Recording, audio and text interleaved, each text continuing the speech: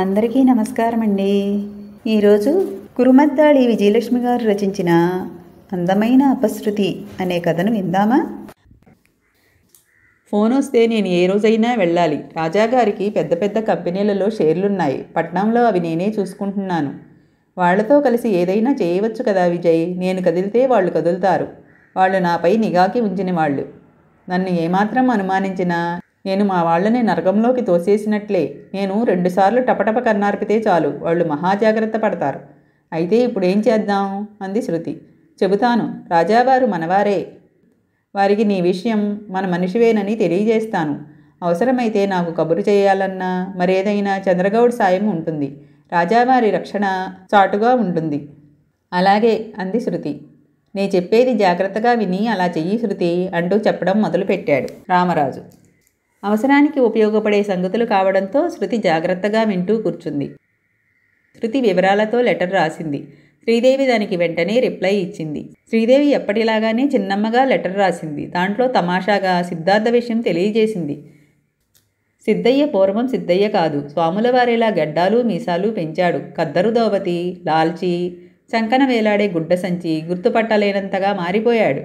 చేతులు చూసి భవిష్యత్తు చెబుతూ భలే డబ్బు సంపాదిస్తున్నాడు. ఏమీ పట్టనట్లు ఉండేవాడు. నిన్ను మాత్రం మాటిమాటికి అడుగుతున్నాడు అని రాసింది.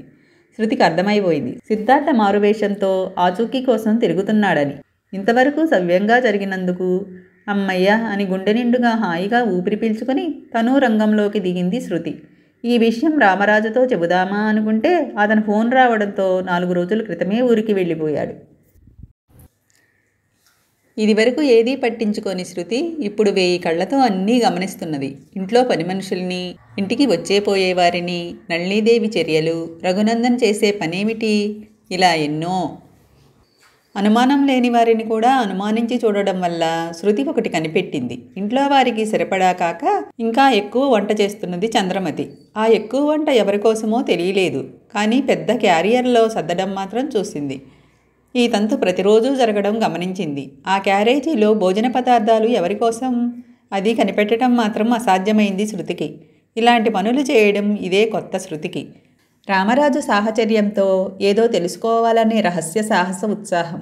తెలుసుకోగలిగితే కష్టాలు అనే మంచుగోడ కరిగి నీరైపోతుందనే ఆతృత. మబ్బులు తొలగి చీకట్లు తరిగి చంద్రుడు దర్శనమిస్తాడనే కుతూహలం శృతికో నూతన శక్తిని ప్రసాదించాయి. ఆ శక్తితో క్యారేజీ భోజనం వరకు కనిపెట్టగలిగింది. ఆ పై మాత్రం ఒక్క అడుగు ముందుకు సాగలేదు. ఎవరైనా కొత్తగా కనిపెట్టిన విషయం ఎదుటివారితో చెప్పడంలో తృప్తి శృతికి కుదరలేదు. రామరాజు లేడు. ఇంట్లోనే ఉన్న రాజావారికి తెలియజేద్దామా అంటే విషయం ఏమీ లేకపోతే వారు నవ్వుతారేమో, ఎంతో ముందుకు వెళితే తప్ప విషయం బయట పెట్టకూడదనుకుంది శృతి. అక్కడ సిద్ధార్థ ఏం చేస్తున్నాడో ఆ రాత్రి పడుకున్న తర్వాత శృతికి గుర్తొచ్చింది. అన్నయ్య అసలే ఆవేశపరుడు. ఎంత శాంతంగా ఎంత మితభాషిగా ఉంటాడో అవసరం పడినప్పుడు అంతగా వాగుతాడు. ఆవేశంతో ఊగుతాడు. అన్యాయం అస్సలు సహించలేడు. తొందరపాటుతో చిక్కుల్లో ఇరుక్కుంటే శృతి ఆ పైన భయంతో ఆలోచించలేకపోయింది. భగవంతుడి లీలలు ఎంత విచిత్రంగా ఉంటాయి. మురారీదేవుడికి చెబితే చాలు అన్నయ్య ఆచూకీ తెలుస్తుంది అని తనకెంతో గట్టి నమ్మకం. అదే నిజమైంది. ధైర్యం చేసి తను ఈ ఉద్యోగానికి ఇక్కడికి వచ్చింది. తమాషాగా ఇక్కడే ఎదురయ్యాడు.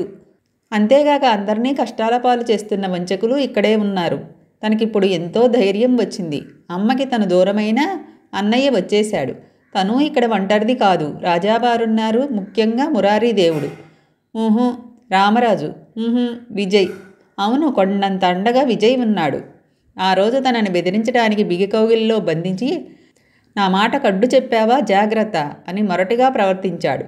ఈనాడు ఆ ఉక్కు చేతులే పూలమాలల్లా తనని పెనవేసి మత్తుగా కళ్ళు మూసుకుంది శృతి. అలానే నిద్రలోకి జారుకుంది. మరికొద్దిసేపటిలో నిద్రలో భయంకరమైన పీడకల వచ్చింది. నళినీదేవి, రఘునందన్ రాజావారిని హత్య చేశారు.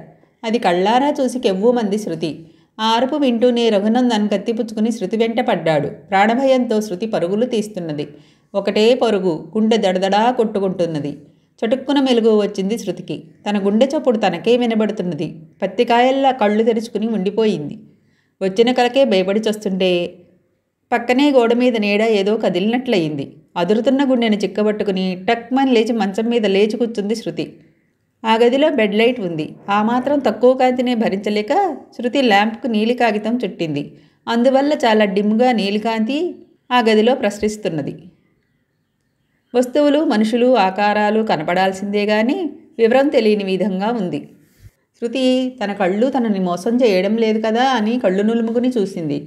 శృతి మంచం మీద కూర్చుంటూనే చూసింది. ఓ వ్యక్తి ఆకారం గోడ దగ్గరగా ఉంది.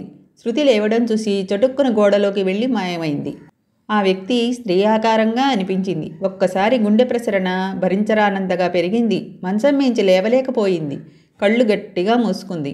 కొంతసేపటికి మామూలు మనిషి కాగలిగింది. ఈ లోపల శృతి గుండె చప్పుడు తప్ప మరే శబ్దమూ లేదు గదిలో.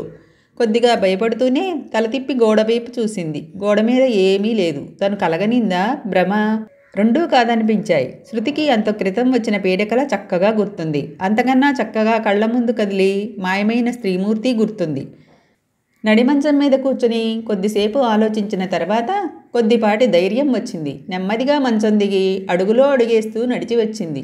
గోడ దగ్గరకొచ్చి తడిమి చూసింది. బోలుగా శబ్దం రాలేదు. ఎన్ని విధాలో పరీక్ష చేసింది. ఏమీ లేదు. తను భ్రమపడ్డదంతే అనుకుంది. మరోపక్క అంతరాత్మ ఇది భ్రమ కాదేమో అని హెచ్చరిక చేస్తున్నది. విసిగి తలుపు తీసి బయటకొచ్చింది. అంతటా నిశ్శబ్దం. పొడుగాటి వరండాలోకి వెళ్ళబుద్ధి కాలేదు. తిరిగి లోపలికొచ్చి గది తలుపులు బిగించుకుని మంచమెక్కింది శృతి. తనది ఖాయంగా భ్రమే. పీడకలగని లేచిందేమో. కళ్ళు చెదిరి ఉంటాయి. పోనీ కళ్ళు చెదిరాయే అనుకుందాం. చటుక్కున మాయం కాలేదు కదా. వేగం కదిలి గోడవైపు వెళ్ళి మాయమైనట్లు అనిపించిందే.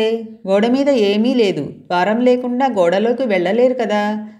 పడక మీద పొర్లుతూ మధ్య మధ్య వేలెత్తి గోడవైపు చూస్తూ ఆలోచిస్తున్నది శృతి. ఆ రాత్రి మరేమీ జరగలేదు కానీ శృతి పాలిట శివరాత్రే అయింది. ఓ పక్క స్వాతికి అనుమానం రాకుండా ఎప్పటిలాగానే మెలుగుతూ ఉంది. ఇంట్లో అందరి విషయంలో మెలకువతో సంచరిస్తున్నది. సమయం సద్వినియోగం చేసుకుంటూ కొత్త విషయం కనిపెట్టడానికి తన శాయశక్తులా ప్రయత్నిస్తున్నది శృతి. శృతి ప్రయత్నంలో లోపం లేదు కానీ ఓ అడుగు కూడా ముందుకు సాగలేదు. ఏదో చెయ్యాలనే ఆరాటం అంతే. రామరాజు ఊరి నుంచి రాలేదు. కబురు లేదు. శ్రీదేవి దగ్గర నుంచి వచ్చిన లెటరు మామూలు విషయాలే తెలిపింది. రాజావారితో సంప్రదించేదేమీ లేదు. ఆ రాత్రి తను ఏ స్త్రీమూర్తిని చూడలేదని, అది భ్రమేనని ఖాయం చేసుకుంది. ఎన్ని విధాలుగా గోడను చూసినా అందులో ఏ రహస్యం బయటపడలేదు. శృతికి పిచ్చెక్కిపోతున్నది. ఆ పిచ్చి భరించలేక ఓ తెగింపుకొచ్చేసింది. నళినీదేవి గదిలోకి ఎవరూ వెళ్లరు. ఒక దాసి, చాటుగా రఘునందన్ తప్ప. అలాగే రఘునందన్కి ఈ ఇంట్లో వ్యవహారాలు చూడడానికి ఆఫీస్ గదిలో ఓ గది ఉంది. వాళ్ళు లేనప్పుడు ఇటు నళినీదేవి గది, అటు రఘునందన్ గది గాలించి వదిలిపెడితే ఏ రహస్యమైనా చిక్కకపోదు. ఈ ఆలోచన రాగానే శృతికి 1000 ఏనుగుల బలం వచ్చింది. సమయం కోసం ఎదురు చూస్తూ కూర్చుంది. ఆ సమయమేదో 3వ రోజే వచ్చింది. నళినీదేవి, రఘునందన్ ఏదో కొత్త ఫ్యాక్టరీ విషయం చూడాలంటూ ఆ రాత్రి ఊరెళ్ళారు. తెల్లవారాక వస్తారని తెలిసింది. రాత్రి సమయం సద్వినియోగం చేయదలుచుకుంది శృతి. రాత్రి అయింది. స్వాతి పడుకుంటానని గుడ్ నైట్ చెప్పిన తర్వాత శృతి తన గదికి వచ్చేసింది. దాదాపు 2 గంటలు తపస్సు చేస్తున్నట్లే ఉండిపోయింది. అంతటా నిశ్శబ్దం ఆవరించి అందరూ నిద్రపోయారని ఖాయం చేసుకుంది. నళినీదేవి గదికి ఎదురుగా జాలమ్మ పడుకుంటుంది. జాలమ్మ ఎదురుగా ఆ గదిలోకి వెళ్ళడం తెలిసి పులిబోనులోకి వెళ్ళడం లాంటిదే. కోరి ఆపద తెచ్చుకోవడం, కొరివితో తలగొక్కోవడం శృతి పని కాదు. పైగా తాళం వేసి ఉంది. శృతి ప్లాన్ వేరు. నళినీదేవి గదికి మరో 2 పక్కల తలుపులున్నాయి. అవి వేసున్నాయో తీసున్నాయో తెలియదు. ఓవేళ వేసున్నా ఓ తలుపుకి ఎదురుగా కిటికీ ఉంది. ఆ తలుపు గడియ బోలుగా వేసుంటే కర్రని కిటికీలో నుంచి పోనిచ్చి తీయవచ్చు. ఇదంతా ముందే చూసుకుంది కాబట్టి ఎదురు ద్వారం నుంచి కాక పక్క ద్వారం నుంచి పని జరుపుకోవడానికి జాగ్రత్తగా గదులు దాటుతూ పక్క కిటికీ దగ్గరికి వచ్చింది. నెమ్మదిగా కిటికీ తెరలు తొలగించి లోపలికి చూసింది. లోపల అనుకోనిది చూడంగానే శృతి కళ్ళు ఆశ్చర్యంతో పెద్దవయ్యాయి. అటుపక్కనున్న తలుపు గడియవేసి లేదు. వాకిలివైపు తలుపుకి తాళం బిగించి ఇలా ఆ తలుపు తీసుంటే అర్థమేమిటి? మర్చిపోవడమన్నా జరిగుండాలి, లేక ఏదో పై జాగ్రత్తకి బయట తాళం వేసి ఉండాలి అనుకుంది శృతి. అక్కడికి లోపల ఎవరన్నా ఉన్నారేమో అని పరిశీలనగా చూసింది. ఎవరూ లేరు. చప్పుడు వినపడుతుందేమో అని జాగ్రత్తగా చెవియొగ్గి ఆలకించింది. అలాంటిదేమీ లేదు. ధైర్యం వచ్చింది. నెమ్మదిగా అటువైపు గదులు దాటుకుంటూ నళినీదేవి గదిలోకి ప్రవేశించింది శృతి. గదిలో బెడ్ ల్యాంప్ వెలుగుతున్నది. ఆర్పడం మర్చిపోయారా? అది మంచిదే. కలిసొచ్చే కాలంలో నడిచొచ్చే పిల్లలు పుడతారు. అలా జరిగిందేమో. శృతి గదిలోకి రాగానే గదంతా పరిశీలనగా చూసి ఎప్పటిలా తలుపు దగ్గరికి వేసింది. తన పని తనకే నవ్వొచ్చింది. తనొక దొంగ ఇప్పుడు అనుకుంది. ఏమాత్రం ఆలస్యం చేయక గదంతా పరిశోధించడం మొదలుపెట్టింది. బీరువాకి, ఓ అలమారికి, డ్రాయర్ సొరుగులకి తాళం వేసింది. తాళాలంటూ వేయడం జరిగింది కాబట్టి వాటిల్లో ముఖ్యమైనవి ఉండే ఉంటాయి అనుకుంది శృతి. తాళం తీయడం అసాధ్యం కాబట్టి అప్పటికి వాటిని వదిలేసి మిగతావి శోధించడం మొదలుపెట్టింది. పావుగంట గాలించినా కావలసిందంటూ ఏ ఒక్కటి దొరకలేదు. గాడ్రేజ్ బీరువా సందులో ఏమైనా ఉందేమో అని గోడకి బీరువాకి ఉన్న మనిషి పట్టే అంత సందులో దూరి వెనకవైపు చూసింది. ఉత్త అనుమానమే, అక్కడా ఏమీ లేదు. శృతి నిరాశగా యువతలకి రాబోయింది. ఒకేసారి గుమ్మం దగ్గర చిన్నగా అడుగుల చప్పుడు, నెమ్మదిగా మాటలు వినవచ్చాయి. శృతి ప్రాణాలు ఒక్కసారిగా పైకెళ్ళి వచ్చాయి. గుండె ఆగినంత పనయింది.